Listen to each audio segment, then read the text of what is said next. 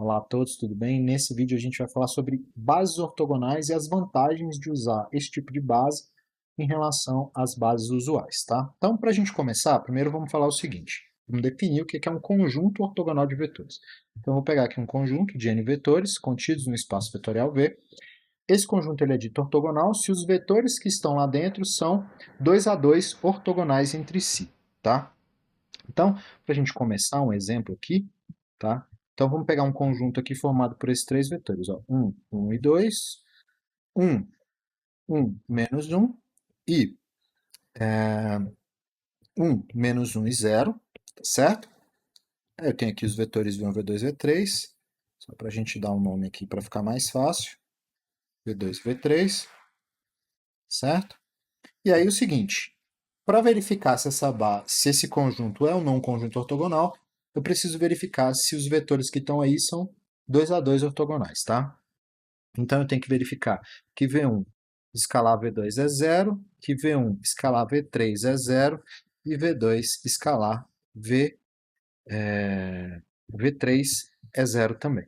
Por que eu estou usando o produto escalar? Porque a gente está usando aqui o produto interno usual do RM. Tá? Então, nesse caso, se eu fizer o produto escalar de V1 V2, eu vou ter, então, 1 mais 2 vezes menos 1, que vai dar 0, tá certo?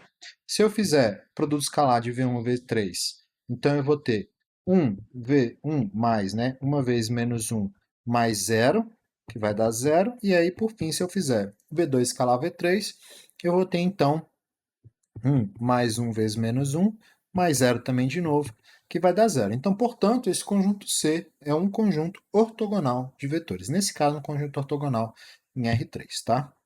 E aí a vantagem, já começa aí as vantagens de usar um conjunto ortogonal, por quê? Porque essa proposição diz o seguinte para a gente: todo conjunto ortogonal de vetores não nulos é linearmente independente. Então isso é uma ótima característica dos conjuntos ortogonais, tá? Então para a gente demonstrar essa primeira proposição, é bem tranquilo, tá? Então o que a gente precisa fazer é pegar um conjunto ortogonal e verificar o que acontece quando eu faço uma combinação linear desses vetores dando zero. Então, vamos lá, né? Então, seja aqui, né, o conjunto ortogonal de vetores aqui, V1 até Vn, um conjunto ortogonal. A gente precisa fazer o seguinte. A gente precisa, na verdade, fazer a seguinte combinação linear. Alfa1 V1 mais alfa2 V2 mais etc. mais alfa-n Vn, dando vetor nulo. A gente precisa calcular essa combinação linear e provar que todos os alfa1, alfa2, etc., até alfa-n são iguais a zero.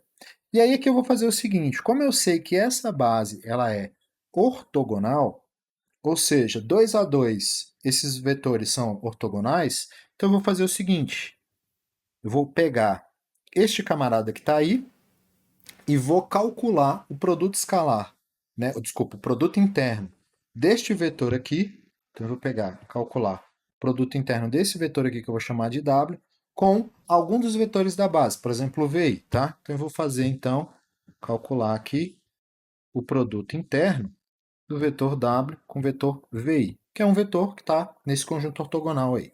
E aí, claramente, como esse vetor aqui é zero, o vetor W é zero, o produto escalar aqui do lado direito vai dar zero também. Produto interno, perdão, tá? Então, nesse caso, o que eu vou observar aqui agora é o seguinte. Bem, o W é toda essa combinação linear, que ele dá o seguinte, isso aqui é alfa1, V1, mais etc. Alfa-n, Vn, produto interno com o VI, tudo isso aqui tem que dar zero, perfeito? Só que o VI, ele mora aqui dentro, né? O VI, ele é um elemento aqui dentro dessa, é uma parcela, ele mora em uma parcela dentro dessa combinação linear. Então, talvez uma forma de deixar mais evidente seria incluí-lo aqui, né? Então, eu tenho aqui alfa i VI, mais etc, até alfa n Vn, VI igual a zero. Beleza? Então, olha que coisa boa. Olha que coisa boa. Quando eu faço aqui agora, pelas propriedades do produto interno, eu tenho isso aqui, ó, alfa 1 V1 VI mais alfa 2 produto interno V2 VI, etc., até o alfa I VI, VI, continua, etc., mais alfa N, Vn, Vi, tudo isso igual a zero. Bem, mas essa nossa base é uma base ortogonal, então este cara é igual a zero, este cara é igual a zero, este cara é igual a zero, e como esses vetores são não nulos, né? Isso é uma hipótese da proposição, então isto aqui é diferente de zero.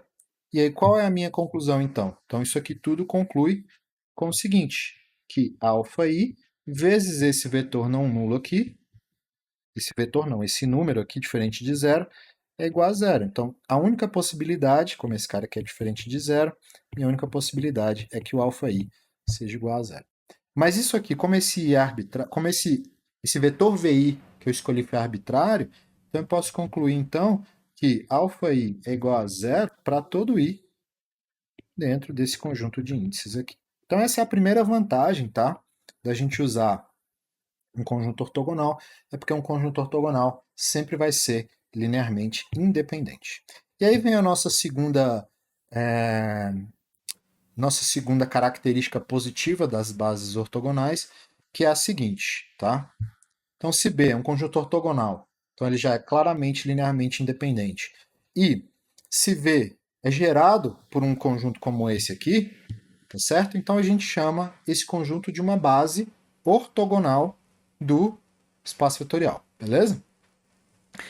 A gente pode trabalhar tanto com ortogonal quanto ortonormal. A diferença da base ortogonal para ortonormal é que na base ortonormal os vetores todos têm comprimento unitário. Na base ortogonal, não. Na ortonormal, os vetores todos têm tamanho 1. Então, vamos imaginar aqui, então, só para a gente entender, de novo, as vantagens de trabalhar com uma base ortogonal e ortonormal também, consequentemente. Então, se eu supor que eu tenho beta, uma base ortonormal do espaço vetorial V, então qualquer vetor do espaço vetorial V pode ser escrito exatamente dessa forma que está aqui apresentada, né? Ela é uma combinação linear dos elementos da base, mas é fácil encontrar os coeficientes aqui que vão na combinação linear, beleza? E a demonstração desse teorema é exatamente igual. Leva, na verdade, exatamente igual não, né? Leva os mesmos passos da demonstração anterior, perfeito? Então vamos fazer o seguinte, como beta é uma base, né? Como beta é uma base de V, então eu vou pegar aqui, ó. Então, considerando, né? Considerando beta aqui, uma base do espaço, né? Então aqui é V1, etc, até Vn, base do espaço vetorial, base de V. Então, qualquer vetor de V, se eu pegar um Vzinho pequeno em Vzão, nós temos que o Vzinho ele é uma combinação linear, α1, V1, etc, αi, Vi, etc, até αn, Vn. Perfeito? Vou fazer o seguinte agora.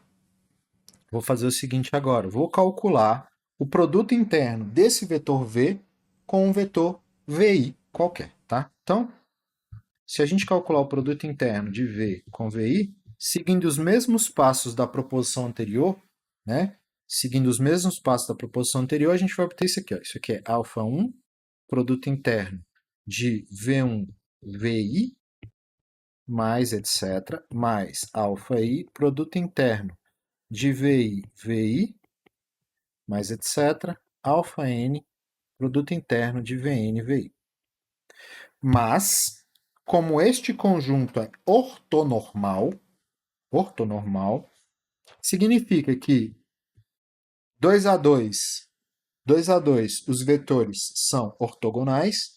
Então, 2 a 2, esses vetores são ortogonais. Então, o V1 é ortogonal ao VI, o V2 é ortogonal ao VI, o V3 é ortogonal ao VI e assim por diante.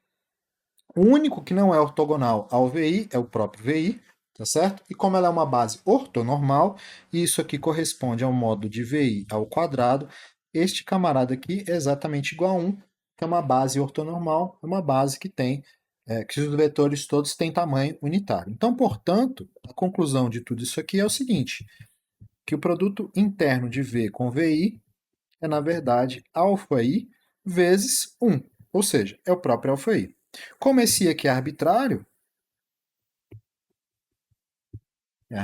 né? Como o vetor que eu escolhi é arbitrário,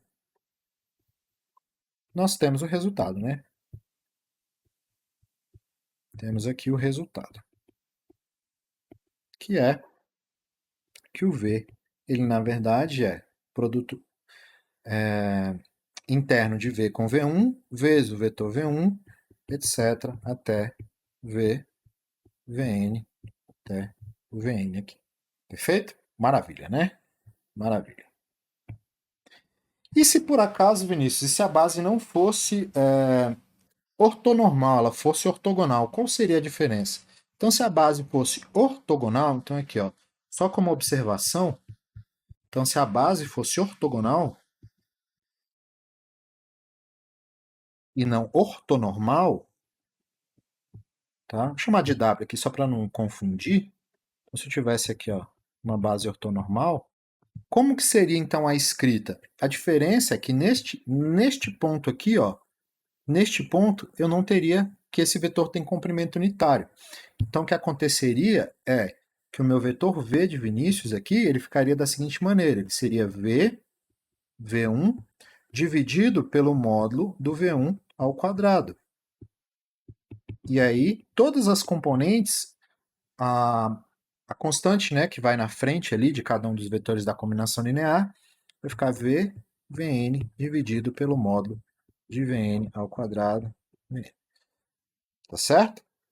Eu falei que ia usar W, acabei usando V, então vamos botar V aqui, só para não ter que reescrever tudo, né? Beleza? Perfeito? Maravilha. E agora vamos para as próximas duas proposições. Essas duas proposições, apesar da cara que elas trazem, elas têm uma característica geométrica muito interessante. Então eu vou explorar mais a característica geométrica delas do que exatamente a demonstração algébrica do que a gente teria que fazer. Essa aqui dá para a gente fazer rapidinho, outra fica como exercício, e eu estou mais preocupado, na verdade, talvez em tentar mostrar para vocês o que isso significa geometricamente do que, de fato, provar isso aqui algebricamente. Então, vamos lá. Vou pegar dois vetores no espaço vetorial, tá? Com W um vetor não nulo, e vou definir esse número K aqui, ó, que é a razão entre esses dois produtos internos aí. Então, com este K aqui definido, este vai ser o único número, tá? Este K é o único número que faz com que este vetor aqui seja ortogonal a W. Tá? Mas o que isso significa na verdade? Isso significa o seguinte, eu vou pegar, estou escolhendo dois vetores, tá certo? Escolhendo dois vetores no espaço vetorial, estou escolhendo um vetor V, estou escolhendo um vetor W aqui, perfeito? E aí o seguinte, eu quero encontrar, se eu colocasse uma luz sobre o vetor V, isso geraria uma sombra aqui, ó. Isso geraria uma sombra, tá? Geraria uma sombra que coincidiria com esse vetor rosa sobre W. Então, eu estou querendo olhar o seguinte, eu estou pegando o vetor V e o vetor W, eu estou colocando uma luz em cima do vetor V, isso vai gerar uma sombra em cima do vetor W, que é exatamente esse vetor rosa que eu tinha desenhado aqui, tá certo? Beleza? Então é como se a gente tivesse uma luz que está sendo projetada nessa direção perpendicular aqui, ok? Beleza? Esse vetor rosa que eu desenhei, ele recebe um nome. Ele é chamado de projeção de V em W, tá certo? Pense na projeção de V em W como uma sombra que o vetor V faz sobre o W ali, perfeito? E aí, esse vetor laranjado aqui, ó, esse vetor laranjado que eu estou desenhando, quem que é ele? Esse vetor laranjado, ele é um vetor que é perpendicular ao vetor W, por construção, tá? Se eu olhar aqui a construção que eu estou fazendo, esse vetor laranjado ele é perpendicular ao vetor W. E como que eu defino esse vetor laranjado? Esse vetor laranjado ele é V menos a projeção de V sobre W. Perfeito? E agora o que eu vou fazer é calcular quem é esse vetor projeção, para ver que esse vetor projeção coincide com este camarada aqui. Tá? Então eu tenho um triângulo aí, eu tenho aqui um ângulo θ. A gente já sabe, né, que o cosseno do ângulo θ ele é dado por quem? Pelo produto escalar de V com W, dividido pelo módulo de V vezes o módulo de W. Então, o cosseno do ângulo entre os vetores V e W, que são esses dois vetores aqui, ele é definido dessa forma, beleza? E além disso, eu sei o seguinte, que o cosseno de θ também eu posso escrever como sendo o quê? Como sendo cateto o adjacente sobre hipotenusa, tá certo? Cosseno de θ é o cateto adjacente sobre hipotenusa. Então, vamos imaginar que esse vetor rosa aqui, ó, ele tem tamanho L de lápis, tá? Então, se ele tem tamanho L, então o cosseno de θ é L sobre o módulo de V. Perfeito? Maravilha? Então, olha que coisa boa. Se eu juntar essas duas coisas aqui, eu vou obter o seguinte, ó. Se eu juntar essas duas coisas, eu vou obter o seguinte. Eu vou obter que o L de lápis, ele é o módulo de V vezes o cosseno do ângulo θ, que ao mesmo tempo é o módulo de V, vezes o produto interno de V com W, dividido pelo módulo de V vezes o módulo de W. Perfeito? E aqui, olha que interessante, eu posso cortar esse cara com esse cara, e eu acho, então, que esse L de lápis, subindo aqui um pouquinho, ele é, na verdade, o produto interno de V com W dividido pelo módulo de W. Perfeito? Mas o L é o tamanho do vetor projeção. Eu não quero o tamanho do vetor projeção. Eu quero o vetor projeção. Como eu desenhei esse meu W um vetor mais comprido, o ideal seria que eu fizesse o seguinte, eu pegasse esse W e dividisse pelo módulo.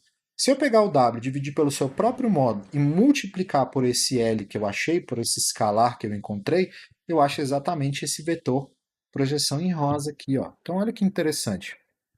O vetor projeção em rosa, projeção ali de V com W, ele, na verdade, corresponde ao quê? A esse tamanho L vezes o vetor W normalizado. E aí, nesse caso, eu vou obter o seguinte, eu vou obter escalar de V com W, produto interno, perdão, de V com W, dividido pelo módulo de W ao quadrado, vezes quem? Vezes o vetor W. E aí o que, que eu encontrei aqui? Ó? Eu encontrei o seguinte vetor. Eu encontrei exatamente o vetor que estava aqui. Se eu subir um pouquinho, ó, eu encontrei exatamente o vetor que estava aqui na minha proposição. Tá? Então, esse K, definido dessa forma, é o único número real que vai fazer com que essa diferença V menos KW, ou seja, que esse vetor aqui, ó, laranjado, seja perpendicular ao vetor W que está aqui embaixo. Beleza? Tá certo? Então, só para deixar claro aqui, ó, esse vetor V menos VW dividido pelo módulo de W ao quadrado vezes W, ele vai ser perpendicular ou ortogonal ao vetor W aqui, por construção. Então, essa nossa construção geométrica faz com que isso aqui aconteça. Agora, para provar isso aqui, ó, para provar isso aqui é imediato, né? Então, para a gente provar o resultado algébrico aí, da próxima fica como exercício para vocês, ó. Se V menos KW é ortogonal a W, significa então que V menos KW, escalar com W, escalar não, produto interno de V menos KW com W, isso aqui vai ser zero, se eles são perpendiculares, se eles são ortogonais, tá? Usando as propriedades do produto interno, eu tenho então isso aqui, ó, VW menos KWW igual a zero. E aí, se eu isolar o K aqui, eu acho então que o K ele é o produto escalar de V com W dividido pelo produto interno de W com W. Isso aqui é a mesma coisa que VW dividido pelo módulo de W ao quadrado. Beleza? E aí, a volta...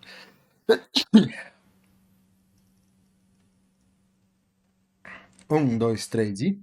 E aí, a volta, a gente pode fazer da seguinte maneira, né? Então, se o vetor V ele tem esse formato aqui, ó, se o vetor V tem esse formato aqui, ó, V menos V interno da módulo de W ao quadrado vezes W, se eu calcular o produto interno desse vetor com o vetor W, eu espero que seja zero, né, para a gente concluir o resultado do teorema ali da proposição. Então, se o vetor é esse aqui, então o que a gente tem é o seguinte, que V menos VW sobre módulo de W ao quadrado W vezes W, a gente vai repetir a conta que a gente acabou de fazer, isso aqui então é VW menos, esse aqui é um número, né? Então eu posso tirar para fora do produto interno, W ao quadrado, vezes o módulo de W ao quadrado, e aí aqui eu posso cortar as coisas, né? Esse cara corta com esse, e aí, consequentemente, isso aqui vai dar zero. E aí o teorema está demonstrado que essa constante aqui, ó, essa constante escrita nesse formato aqui, essa constante é a única constante que faz com que esse vetor aqui seja ortogonal a W, tá? Essa constante é chamada também de coeficiente de Fourier. Ela aparece bastante quando a gente está trabalhando com série de Fourier, expansão de funções em séries ortonormais, coisas do tipo, tá? Então leva esse nome, essa constante leva esse nome por conta desse fato. E aí, para a gente acabar, um outro teorema que é uma versão ampliada, uma proposição que é uma versão ampliada dessa proposição anterior da projeção, que ela diz o seguinte: se você tiver W um conjunto ortogonal de vetores não nulos de V, então este vetorzão aqui, ó, este vetorzão aqui, em que as constantes são dadas dessa forma, esse vetor V ele é um único vetor que é ortogonal a todos os vetores da base ortogonal aqui, tá? Esse aqui é um pouco mais difícil de falar geometricamente no caso geral, mas a gente consegue fazer uma versão resumida e a demonstração desse teorema vai ficar como exercício para vocês, a demonstração algébrica. Eu vou fazer o caso que eu tenho dois vetores na base só para a gente entender a ideia geométrica do que está dizendo este camarada aqui, ó, beleza? Então imagina o seguinte, ó, que eu tenho uma base de dois vetores, tá? Eu só tenho um conjunto aqui de dois vetores, o W1 e o W2, que são ortogonais entre si, perfeito? Então o ângulo entre eles aqui é 90 graus. E eu vou pegar um outro vetor externo aqui, ó, um vetor V externo, beleza? Esse vetor V, ele tem uma sombra. Se eu colocar uma luz perpendicular a esse vetor V, ele vai fazer uma sombra no plano gerado pelo W1, W2, tá certo? Quem que é esse vetor que está nessas... Quem é essa sombra aqui, ó? Essa sombra é esse vetor rosa que eu estou desenhando aqui. Eu vou chamar ele de W', beleza? O W' é uma combinação linear, tá? Ele é uma combinação linear de W1 e W2, certo? Ele é uma combinação linear de W1 e W2 porque ele mora no plano gerado por W1 e W2, beleza? Perfeito? Maravilha. E olha que coisa interessante. De que maneira que eu posso calcular esse W'? Eu vou pensar o seguinte, olha. Como esses dois vetores aqui são... Como esses dois vetores W1 e W2 são ortogonais, eu posso imaginar o seguinte, que este vetor W', ele é dado, na verdade, por este tamanho aqui verde-limão, certo? E este outro tamanho verde-limão que está aqui sobre o vetor W2, perfeito? Então eu tenho este vetor aqui, que mora sobre o W1, e eu tenho esse vetor, outro vetor verde aqui, que mora sobre o W2. Então, na verdade, ele é esse primeiro vetor aqui, esse vetor W', ele é esse vetor mais esse vetor aqui, tá certo? Porque eles são perpendiculares, então é imediato, usando a regra do paralelogramo, que o vetor W' é a soma desses dois vetores verdes aqui, tá? A questão é, como que eu vou fazer para encontrar esses dois vetores verdes? E aqui a gente vai usar a ideia do caso anterior, que é o seguinte, se eu projeto este vetor V sobre este vetor W1, eu vou achar exatamente quem? Vou achar esse primeiro vetor verde aqui, ó, o vetor V de projeção de V sobre o W1. Consequentemente, esse outro vetor verde aqui vai ser quem? Vai ser a projeção deste cara aqui no espaço sobre o W2. Então, este cara aqui é a projeção de V em W2. Perfeito? Então, meu vetor W', ele é, na verdade, a projeção de V em W1 mais a projeção de V em W2. Observe que ele cumpre a profecia que eu falei. Qual que é a profecia que eu falei? Que ele era uma combinação linear de W1 e W2. E esses dois vetores que estão aqui, as projeções, são cada um deles. Esse, em particular, é um vetor que está em cima do W1 e esse aqui é um vetor que está em cima do W2. Então, ele cumpre essa profecia aqui que eu tinha feito. Perfeito? Bem, mas não é isso que eu quero.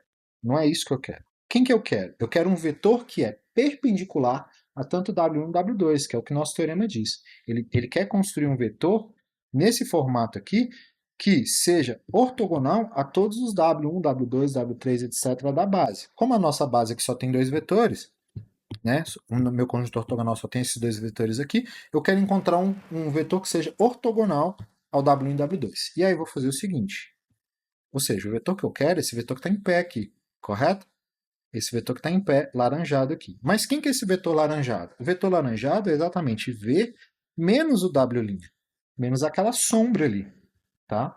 Usando a regra do paralelogramo de novo. Se eu fizer a diferença desses dois vetores, eu vou ter exatamente aquele vetor laranja em pé ali. Mas quem que é a diferença desses dois vetores? Então, esse aqui é o V menos o quê? A projeção de V em W1 menos a projeção de V em W2. Perfeito?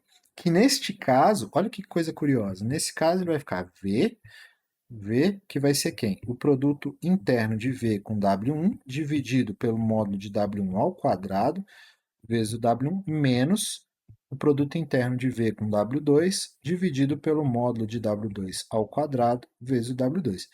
E se eu subir aqui rapidamente, eu observo que é exatamente o tipo de vetor no formato desejado aqui, ó. Claro, aqui eu tenho uma base com N elementos, aqui eu estou usando uma base só com dois, mas se eu parasse só com dois, eu teria exatamente vetores nesse formato que seriam perpendiculares ou ortogonais a W1 e W2. Então, a ideia geométrica dessa proposição é exatamente essa aqui. Claro, se eu tivesse com três vetores, eu já não consigo fazer o desenho disso geometricamente, mas a ideia aqui é essa. Beleza? Então é isso, pessoal. Fica aí a demonstração para vocês fazerem em algébrica. Por esse vídeo é só. Muito obrigado.